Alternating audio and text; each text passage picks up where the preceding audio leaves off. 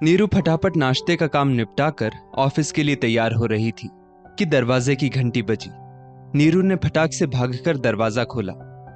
अरे दीदी, आप अचानक से?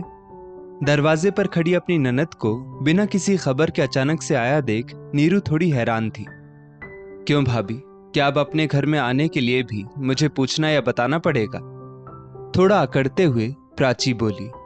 ननद के इस तरह से बोलने पर नीरू का चेहरा उतर गया।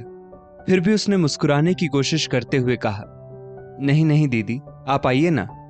नीरू एक तरफ हटते हुए बोली और प्राची के अंदर आते ही वो अपने कमरे में चली गई अपना पर्स लेने के लिए। नीरू की सास ललिता जी वहीं हॉल में बैठी थी। बेटी को देखकर मुस्कुराते हुए बोली, अरे बेटा, 2 दिन पहले ही तो बात हुई थी हमारी, तब तो तुमने नहीं बताया कि तुम आओगी। वैसे अच्छा किया जो आ गई, मेरा भी मन कर रहा था तुमसे मिलने का। दोनों माँ बेटी बातें कर रही थी कि नीरू आकर ललिता जी से बोली, माँ जी, दीदी के लिए चाय बना दूं, फिर ऑफिस का टाइम हो जाएगा। बहू, तू चली जा, चाय मैं बना लूंगी, ललिता जी नीरू को आश्वस्त करते हुए बोली। तो प्राची तपाक से बोल पड़ी, क्यों माँ, क्या भाभी के पास इतना भी वक्त नहीं कि ननद के लिए चाय पानी तो बना दे? मैं कौन सा रोज रोज आती हूँ जो इसका ऑफिस जाना इतना जरूरी है। ननद की बात सुनकर नीरू वापस रसोई में चली गई और चाय चढ़ा दी। बार बार फोन की तरफ देख रही थी और सोच रही थी कि आज ऑफिस में छुट्टी के लिए बोल दे। फोन करने के लिए मोबाइल हाथ में उठाया ही था कि ललिता जी रसोई में आ गई। बहू, तुमसे कहा था ना कि चाय मैं बना लूंगी, तुझे ऑफिस जाने में देरी हो जाएगी, तू चली जा। लेकिन माँ जी, वो दीदी बुरा मान जाएंगी, बोलेंगी कि इतना बोलने पर भी भाभी रुकी नहीं। असमंजस भरे स्वर में नीरू बोली, बहू, वो मेरी बेटी है, मैं जानती हूं कि यदि तुम नहीं गई तो भी वो ऐसे ही बोलेगी कि माँ बेटी को एक दिन अकेला नहीं छोड़ा गया, हमारी बातें सुनने के लिए छुट्टी मार ली, इसलिए तू चली ही जा। कम से कम तेरे काम का नुकसान तो नहीं होगा, मैं सब संभाल लूंगी, ललिता जी ने नीरू के हाथों पर हाथ रखते हुए कहा। अपनी सास के मुंह से ऐसा सुनकर नीरू निशब्द हो गई। उसे यकीन नहीं हो रहा था कि एक माँ अपनी बेटी को छोड़कर कभी बहू का भी पक्ष ले सकती है। उसका मन सास के प्रति श्रद्धा से भर गया और वो प्राची से जल्दी आने का बोलकर ऑफिस के लिए निकल गई। नीरू के घर से निकलते ही प्राची का स्वर बदल गया। देखा माँ, अब इस घर में मेरी कोई इज्जत ही नहीं रह गई। मेरे कहने के बाद भी महारानी सज धज कर निकल गई। जब मेरी ननद मेरे घर आती है तो मैं तो सारा दिन उसके आगे पीछे घूमती रहती हूँ, और भाभी को देखो, ना कोई आव भगत, ना कुछ पूछना। अब ललिता जी से भी रहा नहीं गया। बेटा, अभी अभी तो तू बोल रही थी कि ये तेरा अपना घर है, जहां आने के लिए तुझे किसी से पूछने या बताने की जरूरत नहीं है, लेकिन दूसरे ही पल तू खुद को मेहमान समझ रही है।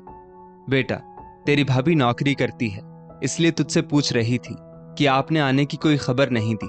अगर उसे पहले पता होता कि तू आने वाली है तो वो छुट्टी के लिए एप्लीकेशन दे देती।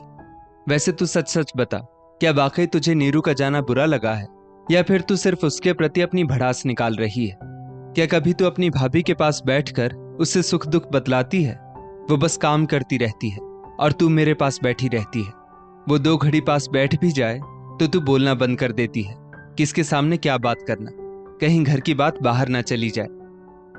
माँ, आप माँ तो मेरी हो, लेकिन तरफदारी हमेशा बहू की करती रहती हो। मुझे तो आपने सचमुच पराया ही कर दिया। मुंह फुलाते हुए प्राची बोली, बेटा, तेरी माँ हूं तभी ये चाहती हूं कि बेटी का मान सम्मान मायके में हमेशा बना रहे।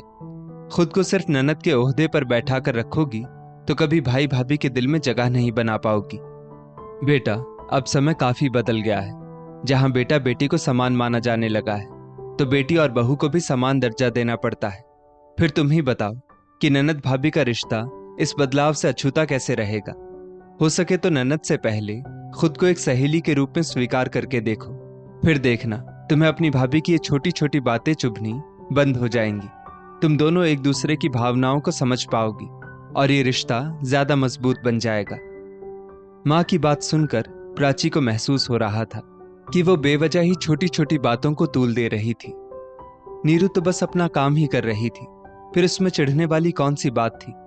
हाँ, बुरा तो तब लगता यदि वो मुझे देखकर मुंह बनाती या जानबूझकर घर से बाहर चली जाती। वैसे भी माँ सच ही कह रही थी। कि भाभी के आगे कभी वो खुलकर अपने मन की बातें नहीं करती है। उसे हमेशा यही लगता है कि वो तो पराई है। शाम को नीरू जल्दी घर आ गई, साथ ही कुछ सामान भी ले आई थी।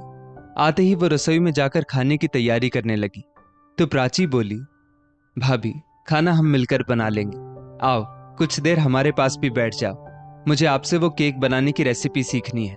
आपका भांजा रोज जिद करता रहता है कि मामी जैसा केक बनाओ।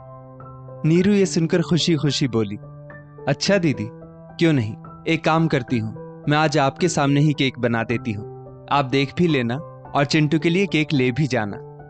दोनों ननद भाभी आज रसोई में साथ खड़ी हंसते खिलखिलाते काम कर रही थी और ललिता जी उन्हें देख रही थी। उन्हें अब उम्मीद थी कि उनकी बेटी का मायका उनके बाद भी बना रहेगा। दोस्तों, इस स्टोरी को लेकर आपकी क्या राय है, नीचे कमेंट करके जरूर बताइएगा। और ऐसी ही और भी बेहतरीन वीडियोस के लिए हमारा पेज जरूर फॉलो करें। धन्यवाद।